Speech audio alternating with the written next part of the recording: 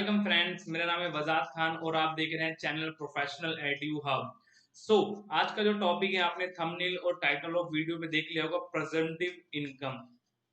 ठीक है, तो प्रेजेंटिव इनकम होती क्या है, इसके क्या बेनिफिट हैं और ये क्यों बनाया गया, इस वीडियो को जानने और इस वीडियो को पूरा देखें ताकि आप इसके बारे में जान सकें और ये आपके लिए डैम श्योर बहुत ही अच्छा पॉइंट साबित होगा। ठीक है, तो वीडियो को स्टार्ट करने से पहले मैं बता दूं कि प्रेजेंटिव इनकम टैक्सेशन स्कीम क्या है और इनकम टैक्स में इसको कैसे लाया गया और क्यों लाया गया है। ठीक है, तो मैं बता दूं बिजनेस की जो बोला गया था आईटीआर भरने के लिए, बोला गया था कि आपको हर साल आईटीआर भरनी है अपनी इनकम पे। ठीक है, जो सैलरी वाली थी वो मैंने वीडियो अलग से बना दी, सैलरी और जो आईटीआर वन में जो जो इनकम आती है। और अगर किसी ने वो वीडियो नहीं देखी तो मैं आई बटन में उसका लिंक दे दूंगा, उसको वहां से देख लेना। ठीक है, और आईटीआर से पहले भी मैंने दो वीडियो और बनाई थी, इसी वजह से कि आप आईटीआर के लेआउट को समझ सके कि आईटीआर होती क्या है। तो उसका भी मैं आई बटन में लिंक दे दूंगा, वो भी वहां से देख लेना और डिस्क्रिप्शन में भी डाल दूंगा। ठीक है, तो प्रेजेंटिव इनकम इसलिए आई क्योंकि ध्यान से सुनो, इनकम टैक्स में बोला गया, जो लॉ है उसमें बोला गया कि जो भी बिजनेस होगा उसको अपनी आईटीआर भरनी होगी इनकम टैक्स के अंडर, क्योंकि उसने इनकम तो कमाई होगी।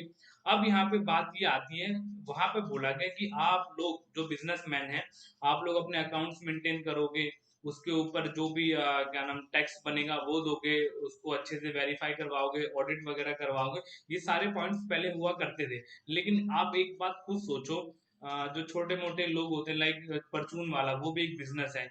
लाइक आपके नाई जो बार्बर होते हैं, सैलून होता है, वो भी छोटे मोटे बिजनेस है। वो लोग अपने अकाउंट्स कैसे मेंटेन करें, वो लोग अपने अकाउंट्स कहाँ से मेंटेन करें, उनकी इतनी इनकम नहीं होती कि वो प्रोफेशनल जो सर्विस होती है वो किसी और से लें।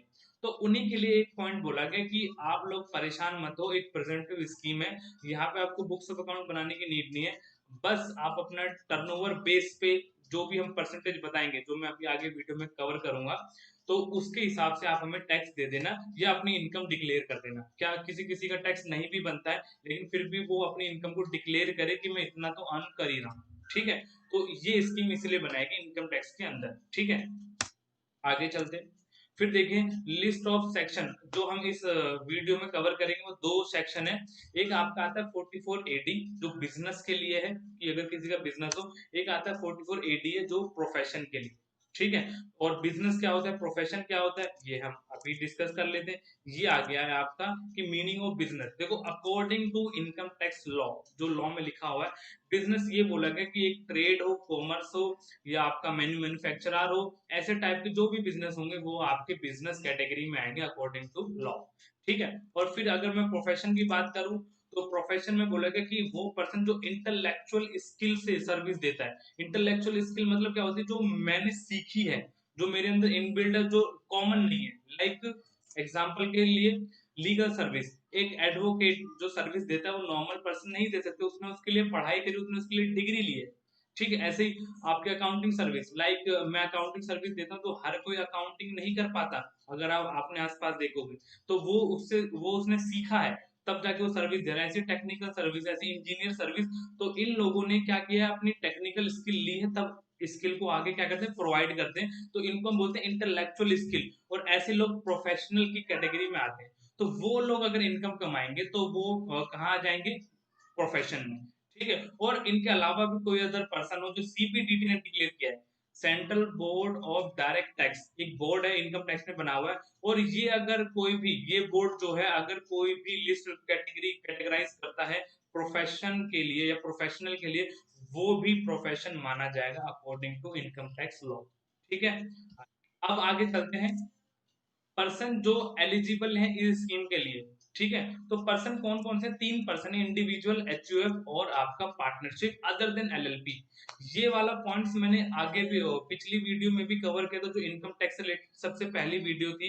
मैं आई बटन में डाल दूंगा वो वीडियोस वगैरह, वो आप देखना अगर किसी ने नहीं देखा है तो। अदर देन एलएलपी, अगर पार्टनरशिप हुई या एचयूएफ हुआ या क्या ना इंडिविजुअल हुआ, तो ये सारे पर्सन प्रेजेंटिव स्कीम के लिए एलिजिबल है। ठीक है, लेकिन ध्यान से देखना, कौन से, जो ये सारे रेसिडेंट होने चाहिए, resident of India according to income tax law. ठीक है, तो मैंने आपको लास्ट वीडियो में भी बोला ही था ये बात कि रेसिडेंट के ऊपर वीडियो बहुत जल्द आने वाली है। तो उसका वेट करिएगा कि रेसिडेंट का मतलब क्या होता है। बहुत जल्दी आपको कट थ्रोट सलाह दी जाएगी इसके लिए कि रेसिडेंट क्या होता है, तो अपनी मन मर्जी से आप कभी मत सोचना रेसिडेंट क्या होता है। वीडियो आएगी तो इस चैनल पे बने रहें, आपको हर चीज की नॉलेज दी जाएगी कट टू कट। ठीक है, और किसी को कोई डाउट हो या कोई भी पॉइंट हो कमेंट बॉक्स में जरूर लिखें ताकि हम उसको सॉल्व करें। ठीक है, आगे चलते हैं। फिर उसके बाद business or not opt this scheme, मतलब कौन से ऐसे पर्सन है जो ये स्कीम नहीं ले सकते। तो ध्यान से देखिएगा, पहला एजेंसी अगर बिजनेस में हो, एजेंसी बिजनेस हो वो नहीं ले सकता। दूसरा, अगर आप इनकम फ्रॉम कमीशन, ब्रोकरेज या इंश्योरेंस एजेंट है तो नहीं ले सकते। तीसरा, अगर बिजनेस का टर्नओवर, जो मैंने बिजनेस का मतलब बताया, जो मैन्युफैक्चरर आपका ट्रेड हो गया, तो आपका वो वाला पर्सन जो बिजनेस है अगर 2 करोड़ से एक्सीड कर गया तो वो पर्सन प्रेजेंटिव स्कीम नहीं ले सकते।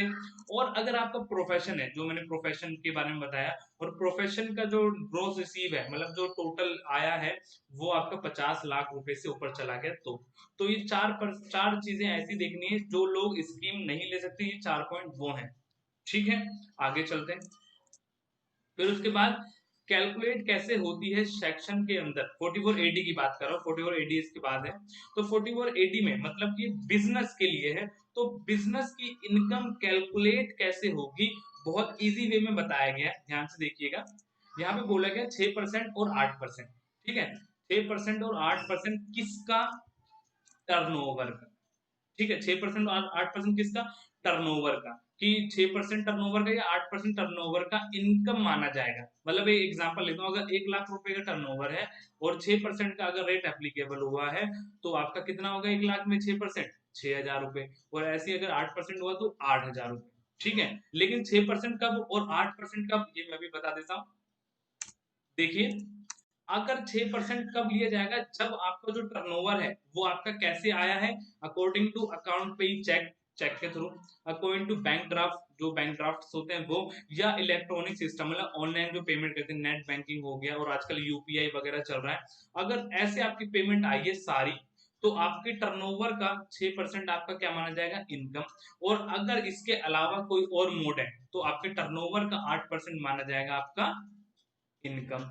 ठीक है, और दोनों भी हो सकते हैं भाई, एक एक बिजनेसमैन ऑनलाइन भी पेमेंट ले सकता है और एक बिजनेसमैन कैश में भी ले सकता है। ठीक है, एक बिजनेसमैन चेक से भी ले सकता है और एक बिजनेसमैन कैश में भी ले सकता है। तो दोनों अगर आएंगे तो दोनों के एप्लीकेबल हो जाएंगे। मान लो 1 लाख रुपए में से मतलब 2 लाख की इनकम ले तो 1 लाख रुपए का बैंक से आया पैसा और 1 लाख रुपए मान लो कैश में आया, तो 1 लाख पे 6% और एक बाकी रिमेनिंग 1 लाख पे 8% का करेंगे और दोनों जो इनकम आएगी दोनों को मर्ज करके आपकी टोटल इनकम आ जाएगी अकॉर्डिंग टू सेक्शन 44AD।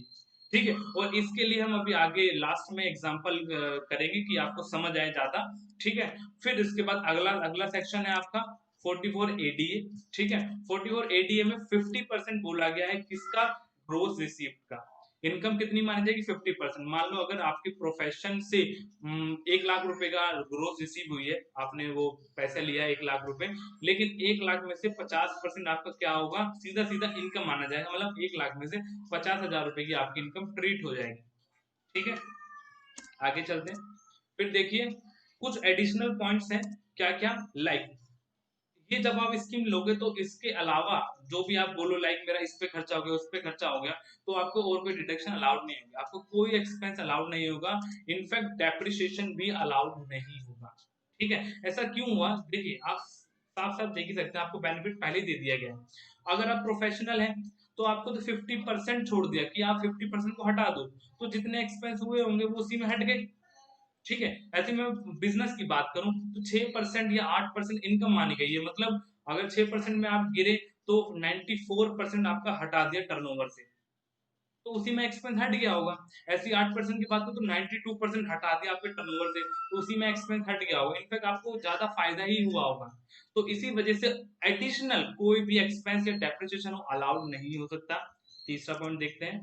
तीसरा पॉइंट है कि अगर आपने ये स्कीम ऑप्ट कर ली, मान लो आप इस स्कीम में आ गए 44AD या 44ADA में आप आ गए, तो आपको जब आईटीआर फाइल करोगे तो उसका फॉर्म होता है ITR-4, जो हम इससे अगली वाली वीडियो में कवर करेंगे। तो ITR-4 को आपको 5 साल फाइल करना होगा। मतलब ये स्कीम आपके ऊपर 5 साल के लिए एप्लीकेबल होगी। इस साल एप्लीकेबल हुई तो अगले 5 साल तक आपको इसको कंटिन्यू में रखना पड़ेगा, ठीक है। लेकिन एक और पॉइंट है, मान लो कि आपने ये स्कीम को छोड़ दिया, ठीक है, ये यहाँ पे बोल रहा है कि आपने इस स्कीम को छोड़ दिया, लाइक आपने पहला और दूसरे साल आपने ये स्कीम फॉलो करी और थर्ड ईयर में आपने ये स्कीम छोड़ दी, ठीक है। तो अब जिस साल आपने स्कीम छोड़ दी उस साल से 5 साल तक आप ये स्कीम फॉलो नहीं कर सकते, ठीक है। उसके बाद आप फॉलो कर सकते हो। लाइक एग्जांपल देखिए कि आपने 2019 में प्रेजेंटिव स्कीम ली, ओके, उसके अकॉर्डिंग आपने आईटीआर भर दी। फिर उसके बाद आपने फिर वही वाली स्कीम ली और आपने आईटीआर भर दी, बट नेक्स्ट ईयर आपने क्या किया, इस स्कीम को ड्रॉप कर दिया, ठीक है। आपको बोला गया था कि दो अगर पहले साल ले ली तो 5 साल तक आप फाइल करो, वो नो प्रॉब्लम, 5 साल तक आपको फॉलो करना पड़ेगा, लेकिन आपने छोड़ दिया किसी वजह से। तो अब आप जिस साल छोड़ा, लाइक 2021 में आपने छोड़ दिया, तो इससे 5 साल तक आपको प्रेजेंटिव स्कीम का बेनिफिट नहीं मिलेगा। तो एक साल, दूसरा, तीसरा, चौथा और पांचवा, इन सालों में आप उनको बिल्कुल भी प्रेजेंटिव स्कीम को आप बिल्कुल भी फॉलो नहीं कर सकते हो। उसके बाद आप चाहते हो तो फॉलो कर सकते हो किसी भी ईयर, ठीक है। फिर उसके बाद मैंने आपको बताया था कैलकुलेशन, एक बार थोड़ी सी झलक देख लेते हैं। देखिए, अगर मैं बिजनेस की बात करूं कि प्रेजेंटिव स्कीम और नॉर्मल अगर हम टैक्स पेयर हो तो क्या क्या डिफरेंस आएगा, तो ध्यान से देखिएगा। अगर मैं प्रेजेंटिव स्कीम के अकॉर्डिंग कैलकुलेट कर दूं, देखो टर्नओवर मेरा 15 लाख है, लेकिन 15 लाख में 2.5 लाख रुपए जो है मुझे कैश में रिसीव हुए हैं और बैंक से 12.5 लाख और एक्सपेंस है 3.5 लाख। तो मैंने आपको बताया था एक्सपेंस कोई भी अलाउड नहीं होगा, सीधा सीधा आपका 6% और 8% होगा। तो ध्यान से देखिए, मैंने यहाँ पे जो कैश में रिसीव है उसका 8% निकाला और जो बैंक से रिसीव है उसका 6% निकाला, दोनों को टोटल किया, मेरी 95,000 की इनकम ट्रेड होगी अकॉर्डिंग टू प्रेजेंटिव स्कीम, ठीक है। लेकिन अगर मैं यहीं पे कोई और मतलब विदाउट प्रेजेंटिव कैलकुलेट करता, तो ध्यान से देखिए टर्नओवर वही है, कैश रिसीव और वही रिसीव किया है, 3.5 लाख का एक्सपेंस है, लेकिन इस बार मैंने ये ऑप्ट किया ही नहीं, तो मेरे को क्या होगा, टोटल जो भी टर्नओवर है उसमें से एक्सपेंस माइनस करो, ये इनकम हो गई। तो ध्यान से देखिए, ये इनकम पे टैक्स देना है मुझे अगर मैं प्रेजेंटिव स्कीम में हुआ, और अगर प्रेजेंटिव स्कीम ना ऑप्ट करूं तो इतने पे टैक्स देना होगा। तो आप डिफरेंस निकाल सकते हैं ऑटोमेटिक कि कौन सी वाले पे ज्यादा टैक्स जाएगा, ठीक है। अब आगे चलते हैं, अगर प्रोफेशन के रिगार्डिंग अगर हम कैलकुलेशन देखें तो ध्यान से देखिएगा, अगर मेरा प्रोफेशन हुआ और मेरी ग्रोस रिसीव है 20 लाख की, आप देख सकते हैं, और मेरा एक्सपेंस है 5 लाख का, तो यहाँ पे एक्सपेंस को तो देखना ही, मैंने आपको बोला था आपका सीधा इस अमाउंट का 50% क्या मान लिया जाएगा, इनकम। तो 20 लाख का आपका 10 लाख क्या मान लिया गया, इनकम, आपको इसी पे टैक्स देना है। लेकिन अगर आप नॉर्मल स्कीम में होते विदाउट प्रेजेंटिव स्कीम, तो यहाँ पे देखिए ग्रोस रिसीव आपकी 20 लाख है, एक्सपेंस वही 5 लाख है, तो सीधा एक्सपेंस माइनस होगा, रिमेनिंग पे आपको क्या करना होगा, टैक्स देना होगा। तो ध्यान से देख सकते हैं कंपैरिजन। तो इन नटशल मैं आपको यही बताना चाहूंगा कि प्रेजेंटिव इनकम आपके लिए एक बेनिफिशियरी पार्ट है। यहाँ पे बेनिफिशियल क्या होगा मैं रैपिडली बता देता हूँ। पहली बात, आपको अकाउंट्स मेंटेन नहीं करने, ठीक है। दूसरी बात, आपको किसी सीए वगैरह को हायर करने की नीड नहीं है। एनुअल आपको अपनी टर्नओवर डिक्लेयर करनी है, टर्नओवर के अकॉर्डिंग इनकम कैलकुलेट हो जाएगी। प्रोफेशन हुआ तो रेट अलग है, और अगर आपका क्या नाम बिजनेस हुआ तो रेट अलग है, ठीक है। और उसके अकॉर्डिंग आप उसके ऊपर टैक्स दे दीजिए, अगर बनता है, नहीं बनता तो कोई बात नहीं, इनकम को डिक्लेयर कर दीजिए, ठीक है। तो ये आपकी एक छोटा सा पार्ट था जिससे आप प्रेजेंटिव स्कीम को अच्छे से समझ सकें। इसके बाद हमारी आईटीआर 4 आएगी जिसमें प्रेजेंटिव इनकम वाले लोगों को आईटीआर भरने की नीड होती है, ठीक है। तो उसको हम कवर करेंगे, तो वो ये वीडियो भी देखना, और उसके बाद वो वीडियो आएगी बहुत जल्द, उसको भी देखना। और इन सारी वीडियोस के लिंक जो भी आपको अच्छे लगे आगे शेयर करो, अपने इंस्टा अपने जो सोशल हैंडल है वहां पे भी इनको शेयर करो, ताकि और भी लोग अवेयर हो। और आपका सपोर्ट चाहिए, आप सब्सक्राइब करिए, और 11 सपोर्ट तो चाहिए हमको, ठीक है। Thank you very much.